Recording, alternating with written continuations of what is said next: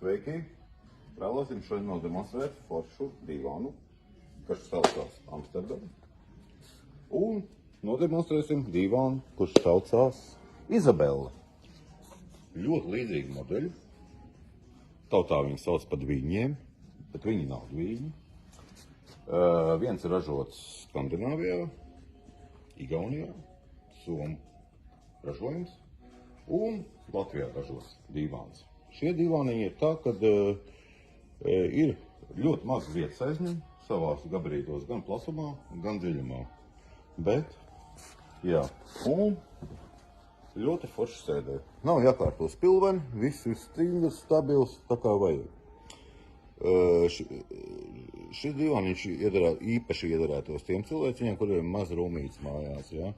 Šo divānu tur izmantot ikdienas gulēšanai un arī, lai izguldītu ciemiņas, ja maz rūmītes. Ja?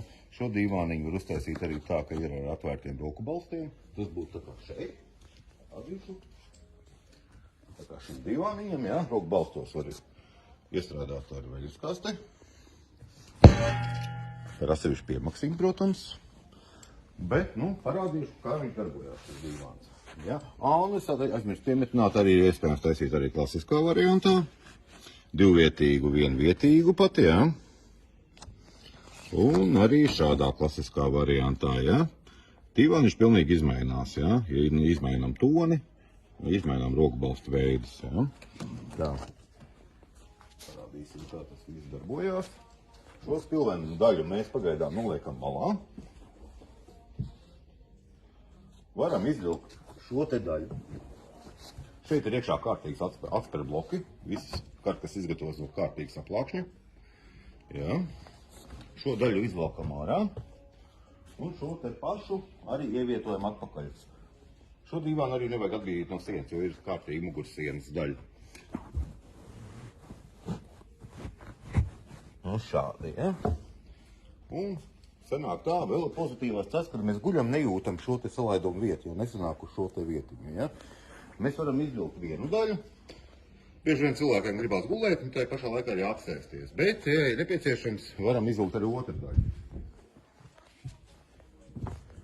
Šī daļa tieši tāpat tās izceļās laukā. Ja? Šo daļu ieliekam iekšā.